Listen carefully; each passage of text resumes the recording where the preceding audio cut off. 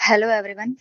आज की ये क्लास रहेगी हमारी हिस्ट्री की फर्स्ट क्लास, जिसमें हम बात करेंगे प्राचीन भारतीय इतिहास के जो स्रोत हैं, कौन कौन से, जैसे धार्मिक है, ऐतिहासिक ग्रंथ हो गए या विदेशी विवरण हो गए। तो उनमें आज हम करेंगे जो धार्मिक स्रोत है, जिनसे हमें जानकारी मिलती है, जैसे चार वेद है, ऋग्वेद, यजुर्वेद, सामवेद, अथर्ववेद। तो उनसे संबंधित जो जो जानकारियां मिलती है इन चार वेद से, उन्हीं से संबंधित आज हम ये एमसीक्यूज का ये सेशन करेंगे। तो चलिए शुरू करते हैं। फर्स्ट क्वेश्चन, ऋग्वेद में हरियाणा क्षेत्र के लिए मुख्य रूप से किस प्राचीन नाम का उल्लेख मिलता है? तो हरियाणा के जितने भी एग्जाम्स है HSSC के, उसमें क्या होता है कि हरियाणा से रिलेटेड आपने जो हरियाणा जीके है वो पढ़ी होगी, तो वहां पे हम ऋग्वेद में देखते हैं कि ऋग्वेद में किस नाम का उल्लेख है, रज हरियाणे, हरियाणा क्षेत्र के लिए। तो ऑप्शन सी राइट हो जाएगा। और बहुधान्यक, बहुधान्यक का जो प्रयोग है वो कहाँ, किस काल में किया गया था? महाभारत काल में, है ना। बहुधान्यक जो धन धान्य अनाज में समृद्ध जो प्रदेश है उसको कहते हैं, और ये महाभारत काल से संबंधित है बहुधान्यक। तो इसका राइट आंसर हो जाएगा ऑप्शन सी, रज Haryana. Next question, second question देखते हैं। ऋग्वेद के मंत्रों का उच्चारण करने वाले और यज्ञ संपन्न कराने वाले मुख्य पुरोहित को क्या कहा जाता है? अब यहाँ पे बात हो रही है ऋग्वेद के मंत्रों का उच्चारण करने वाले, तो इनको क्या कहा जाएगा? होता या फिर होत्र। जो ऋग्वेद के पाठ करता है उनको कहेंगे होत्र। और अधर्व्यू किसको कहते हैं? अधर्व्यू होता है जो यजुर्वेद का जो संकलन के जो पाठ करता है उनको कहेंगे अधर्व्यू। और सामवेद के कहेंगे उदात्र, जो ऋचाओं के संकलन करता है। उदात्र होंगे सामवेद के, जो उसकी ऋचाओं का गान करेंगे। तो option second, question number second का राइट आंसर हो जाएगा option B. Question number third, प्रसिद्ध गायत्री मंत्र ऋग्वेद के तीसरे मंडल में संकलित है, इसके रचयिता कौन है? जो गायत्री मंत्र है वो तो आपको पता ही होगा, ओम भूर्भुवः स्वः, है ना। तो वो है ऋग्वेद के तीसरे मंडल में संकलित। और इसके रचयिता कौन है, क्वेश्चन में ये पूछा गया है। तो इसके रचयिता कौन हो जाएंगे? इसके रचयिता है ऑप्शन बी, वशिष्ठ, विश्वामित्र, भारद्वाज, अंगिरस। तो कौन हो जाएंगे? महर्षि विश्वामित्र। यहाँ पे क्या हो जाएगा? Option B right answer.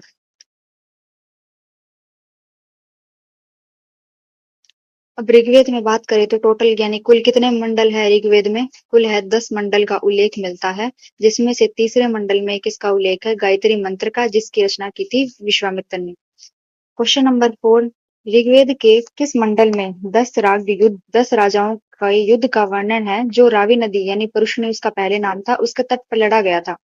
तो इसका आंसर क्या हो जाएगा? यहाँ पे 10 राजयुग की बात हो रही है, यानी 10 राजाओं के बीच में और सुदाश के बीच में ये युद्ध हुआ था। कौन सी नदी के तट पर? रावी नदी के तट पर ये युद्ध होता है। और इसका उल्लेख है ऋग्वेद के 7वें मंडल में, इसका उल्लेख मिलता है। किसका? 10 राज्य युद्ध का। नेक्स्ट क्वेश्चन देखते हैं। ऋग्वेद के किस भाग या सूक्त में पहली बार जो 4 वर्णों, कौन कौन से 4 वर्ण हैं? ब्राह्मण, क्षत्रिय, वैश्य और शूद्र की उत्पत्ति का उल्लेख मिलता है।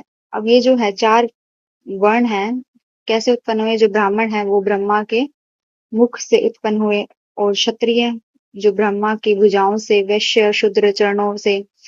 तो इनकी उत्पत्ति का उल्लेख किसमें मिलेगा? ये पुरुष सूक्त में मिलेगा, ऋग्वेद के पुरुष सूक्त वाले भाग में मिलेगा।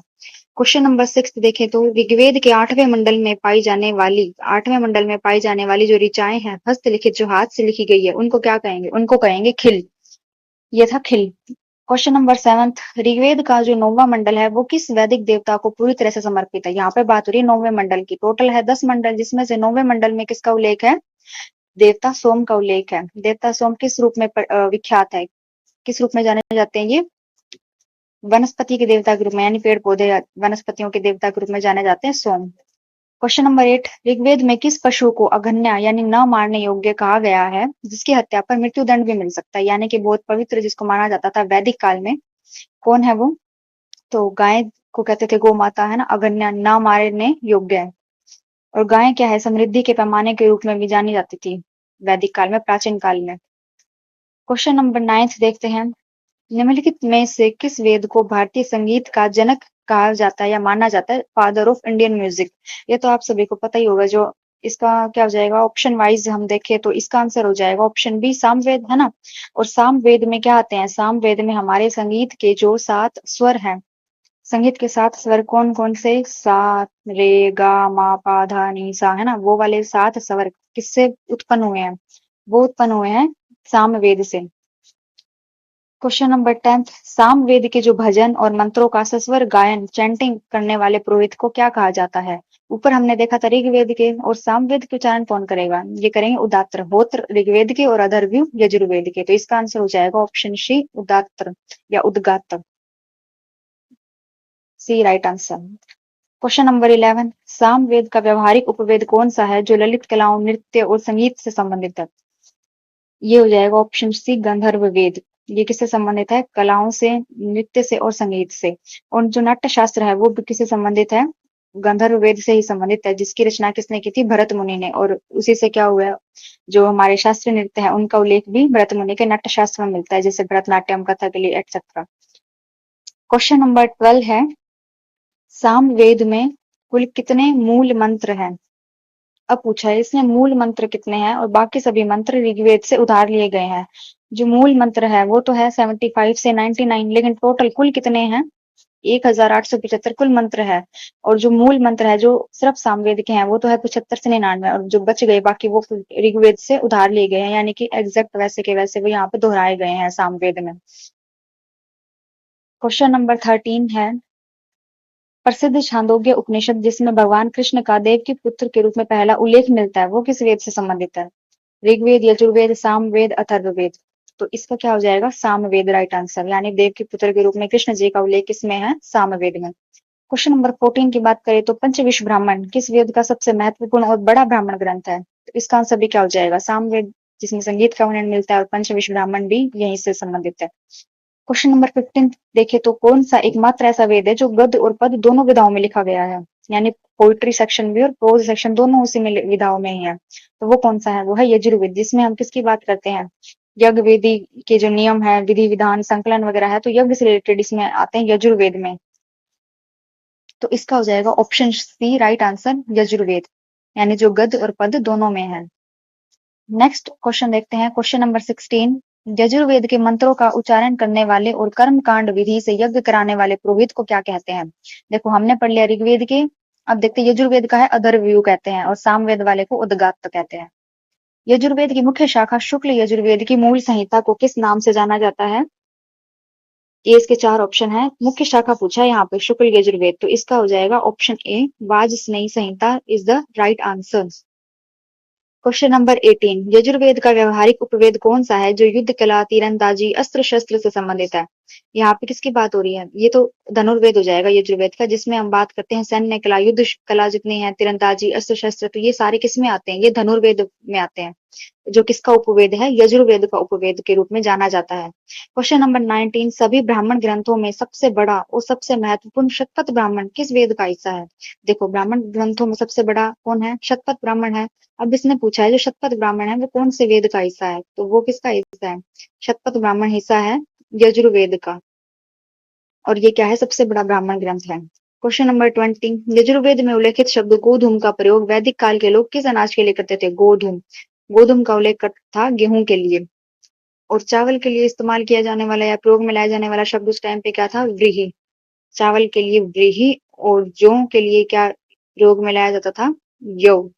वैदिक काल के लोग अनाज के लिए जौ के लिए यव, और चावल के लिए व्रीहि, गेहूं के लिए गोधूम। नेक्स्ट क्वेश्चन, क्वेश्चन नंबर 21, प्रसिद्ध यम और नचिकेता संवाद जिसमें मृत्यु के रहस्यों पर चर्चा की गई है यजुर्वेद के किस उपनिषद में है? यम नचिकेता संवाद किस उपनिषद में है? तो वो है कठोपनिषद, जो किसका है? यजुर्वेद का है। क्वेश्चन नंबर 22, जादू टोना, वशीकरण, भूत प्रेत वगैरह, जड़ी बूटी, तो ये सभी का वर्णन किसमें मिलेगा? ये मिलेगा अथर्ववेद में। ऑप्शन डी इसका क्या हो जाएगा? Right answer. Question number 23, Atharvaveda के मंत्र का निरीक्षण करने वाले या यज्ञ का जो अध्यक्ष यानी पुरोहित है उसको क्या कहेंगे? उसको कहेंगे ब्रह्मा, अथर्ववेद के ब्रह्मा। और जो ऋग्वेद के होत, और अदर्व्यू यजुर्वेद के, और सामवेद के उदगात, और अथर्ववेद के ब्रह्मा। तो ये चारों हमने देख लिए, चारों वेद को। किस वेद में कबीलाई लोकतांत्रिक संस्थाओं में सभा समिति को प्रजापति की दो पुत्रियां कहा गया है? किस वेद में कहा गया है? टू डॉटर्स, अथर्ववेद, प्रजापति की दो पुत्र यानी सभा, सभा में थोड़े बुजुर्ग सदस्य थे, बुजुर्ग लोग आ जाएंगे, और समिति में क्या होते हैं? जो आम सब जनता है वो किस में शामिल थी? वो समिति में थी, सभा और समिति।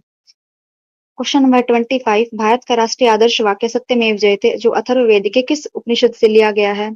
तो ये तो आप सभी को पता ही होगा, ये लिया गया है मुंडकोपनिषद से लिया गया है, जो भारत का राष्ट्रीय आदर्श वाक्य भी है क्या? सत्यमेव जयते। ये लिया गया है मुंडकोपनिषद से, जो किसका भाग है? अथर्ववेद का ही उपनिषद है ये मुंडकोपनिषद। क्वेश्चन नंबर 26, चारों वेदों में से वह एकमात्र वेद कौन सा है जिसमें कोई भी आरण्यक ग्रंथ उपलब्ध नहीं है? तो इसका क्या यहाँ पे पूछा, आरण्यक ग्रंथ उपलब्ध नहीं है, क्वेश्चन में नहीं बोला है, तो इसका आंसर हो जाएगा अथर्ववेद। ऋग्वेद, यजुर्वेद, सामवेद, ये तीनों किस में आते हैं? ये वेद त्रयी में आते हैं तीनों वेद, और अथर्ववेद सबसे नवीनतम वेद है। अथर्ववेद का एकमात्र उपलब्ध ब्राह्मण ग्रंथ कौन सा है? अब क्वेश्चन नंबर 27 में पूछा गया है ब्राह्मण ग्रंथ कौन सा है। तो ऊपर जो क्वेश्चन पूछा गया था वहां पे पूछा गया था आरण्यक ग्रंथ उपलब्ध नहीं है, और यहाँ पे पूछा अथर्ववेद के पास सिर्फ एक ब्राह्मण ग्रंथ है इकलौता, और वो कौन सा है? तो ऑप्शन सी गोपथ ब्राह्मण यहाँ पे क्या हो जाएगा? सही आंसर हो जाएगा इसका। ब्राह्मण ग्रंथ उपलब्ध कौन सा है? अथर्ववेद का गोपथ। क्वेश्चन नंबर 28, अथर्ववेद में कुरु वंश के किस राजा को मृत्यु लोक का देवता कहा गया है जिन्होंने हरियाणा के असंध यानी आसंदीवत को राजधानी बनाया? और ये असंध कहाँ है वर्तमान में? असंध है करनाल में। कौन थे वो राजा? तो उनका नाम हो जाएगा राजा परीक्षित, जिन्होंने असंध करनाल को अपनी राजधानी बनाया। और वो किस वंश के थे? कुरु वंश के राजा। क्वेश्चन नंबर 29, मनुस्मृति के अनुसार हरियाणा में सरस्वती और दृष्टवती नदियों के बीच का पवित्र क्षेत्र किस नाम से जाना जाता था? तो ये तो आप सभी को पता होगा, ब्रह्मव्रत उस क्षेत्र को कहते थे हरियाणा में सरस्वती और दृष्टवती नदी के बीच में, और ये देवों द्वारा निर्मित प्रदेश भी इसको माना जाता है, मनुस्मृति के अनुसार कहा गया है ब्रह्मव्रत को। क्वेश्चन नंबर 30 की बात करें तो इसमें है उत्तर वैदिक काल में यानी यजुर्वेद अथर्ववेद काल में जो लोहे को किस नाम से पुकारा जाता था? लोहे की बात हो रही है यहाँ पे, लोहा कैसा होता है? काला काला, है ना, तो इसको क्या कहेंगे? श्याम अयस और कृष्ण अयस प्राय लोहे के लिए प्रयोग में लाया जाता था उत्तर वैदिक काल में। ऑप्शन ए में दे रखा है देखो, लोहित अयस, ये किसके लिए यूज होता था? ये तांबे के लिए प्रयोग किया जाता था, लोहित अयस। श्याम अयस, कृष्ण अयस लोहे के लिए, और लोहित अयस तांबे के लिए। तो ये थे हमारे टॉप 30 एमसीक्यूज वेद के ऊपर जो हमने आज टॉपिक किया, ये हमारा हो चुका है कंप्लीट। लाइक शेयर सब